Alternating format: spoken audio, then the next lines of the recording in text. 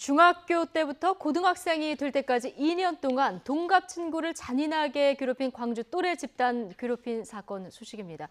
YTN이 지난 7월부터 이 사건을 계속해서 보도를 해드리고 있는데요.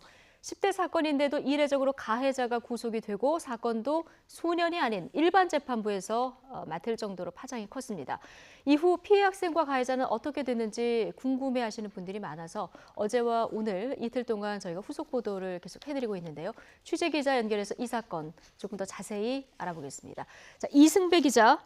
네, 전국부입니다. 예, 이 사건이 처음 불거진 게 지난 7월이었는데요. 본격적인 얘기하기 전에 이게 어떤 내용이었는지 간단하게 좀 정리부터 해볼까요? 네, 한마디로 이 10대 남자 학생 한 명이 동갑 친구 여러 명에게 괴롭힘을 당한 사건입니다. 보통은 주로 학교에서 따돌림이나 폭행을 당하는 경우가 많은데요. 이 사건은 특이하게도 같은 동네에 사는 또래 친구들이 벌인 짓이었습니다. 수법으로 보면 어떻게 이럴 수가 있나 싶은 말이 절로 나옵니다. 공원과 영화관 건물 그리고 피해 학생 집에서까지 폭행과 괴롭힘은 시도 때도 없었습니다. 얼마나 맞았는지 가해자 중 한 명은 경찰 조사에서 피해자는 인간 샌드백이었다라고 말을 했습니다. 옷을 벗겨서 1시간 동안 찬물을 뿌리고 알몸 사진을 인터넷에 올렸고요. 힘이 센 친구에게 먹을 것과 돈을 수시로 바쳤습니다. 중학교 3학년 때부터 고등학교 1학년 때까지 이런 괴롭힘은 2년 가까이 이어졌습니다. 피해 학생 어머니 말 들어보시죠.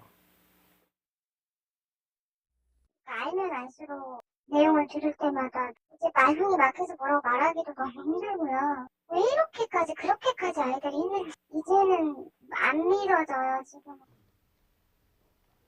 네, 다시 보고 들어도 참 너무하다 이런 생각이 드는데 YTN이 이 사건을 처음에 단독 보도하면서 이제 외부에 알려졌는데 당시에도 파장이 굉장히 크지 않았습니까? 네, 맞습니다. 저희가 지난 7월에 처음 이 사건을 보도하면서 세상에 알려졌습니다. 예. 이 사안이 사안인지라 가해 학생 가운데 2명은 퇴학 처분을 받았고요. 이례적으로 구속까지 됐습니다.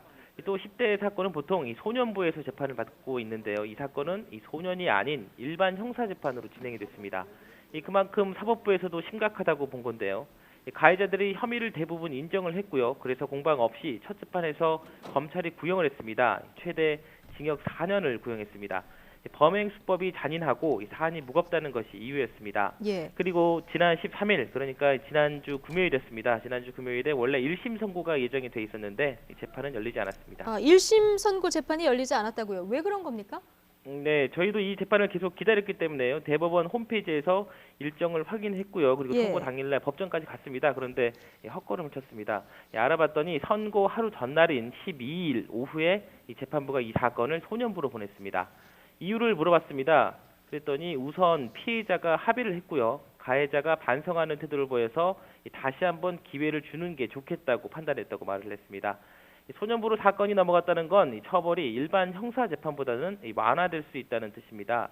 일반 재판은 처벌에 방점을 두고 있고요. 소년 재판은 교화의 목적이 있기 때문입니다. 예. 네, 모양새만 보면 선고 바로 하루 전날에 이런 결정이 내려져서 이례적인 게 아니냐 이런 질문도 했는데요.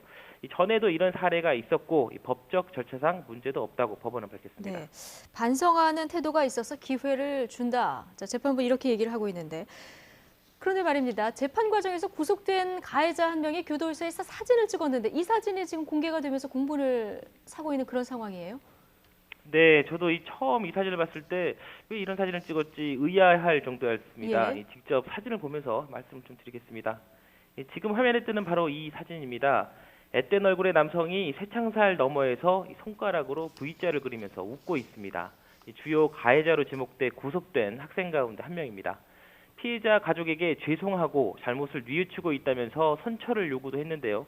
이때 한편에서는 또 여자친구 면회 때 이런 사진을 찍었던 겁니다. 예. 그냥 사진만 찍은 게 아니고요. 여자친구가 이 사진을 SNS에 또 올렸습니다. 피해자 가족이 이 사진을 봤습니다. 얼마나 분하고 화가 났을지는 말을 안 해도 아실 겁니다. 예. 네, 이뿐만이 아닙니다. 가해자와 함께 교도소에서 생활을 했던 지인이 밖으로 나와서 페이스북에 글을 하나 올렸는데요. 이 내용도 기가 찹니다. 교도소에서 근육을 단련하고 있다. 교도소밥 먹는다고 무게를 잡는다라는 글이 적혀 있습니다. 네, 지금 뭐 사진도 충격적입니다만은 교도소에서 근육을 단련하고 있다. 교도소 밥 먹는다고 무게 잡는다. 뭐 이런 얘기를 했다고 하니까 이게 철이 없다고 해야 할까요? 뭐 어떻게 봐야 될지 모르겠습니다. 반성을 하고 있긴 한 겁니까? 저희도 이 사진을 보고 그 부분에 대해서 좀 많이 고민을 했고요. 그리고 예. 이 사진을 공개할까를 두고도 그래서 오래 논의를 좀 했습니다. 이 내용만 봐도 그렇고요. 사실 또 교도소 면회 때는 이렇게 사진을 찍거나 녹화를 못하게 돼 있습니다. 예.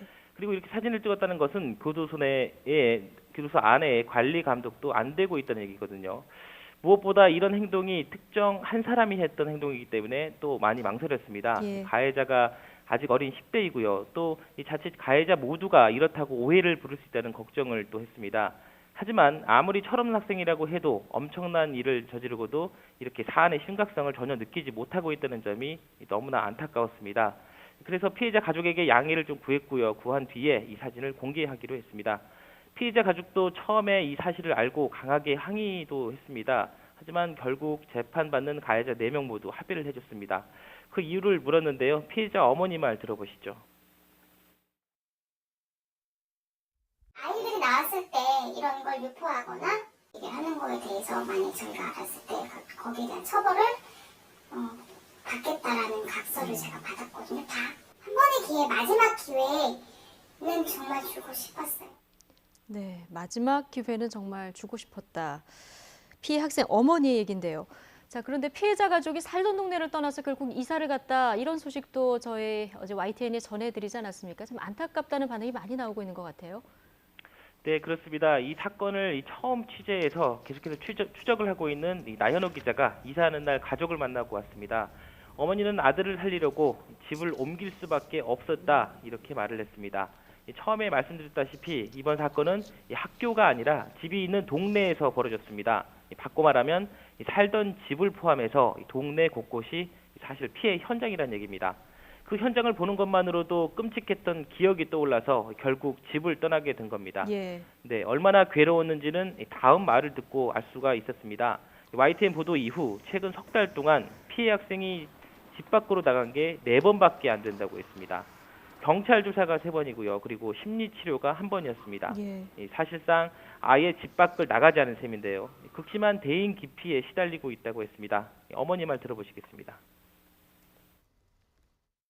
밖에 나가면 완전 굳어요. 그래가지고 또래 친구나 어떤 목소리만 들어도 바로 그 차 뒤에 같은데 숨어 버리더라고요. 네, 2년 가까이 이렇게 이어진 괴롭힘 그리고 충격, 이런 충격과 후유증으로 피해 학생은 학교로도 돌아가지 못하고 있습니다. 서울에서 살다가 광주로 이사를 와서 정착한 지 4년 만에 이런 끔찍한 일을 겪었습니다. 그리고 결국 이 동네를 떠나야 하는 건 가해자가 아닌 피해자와 가족이었습니다. 네, 피해자는 이 나라에서 피해야 한다. 그래서 피해자다. 한 누리꾼의 이런 자조 섞인 댓글이 기억에 남네요. 자, 여기까지 듣겠습니다. 이승배 기자였습니다.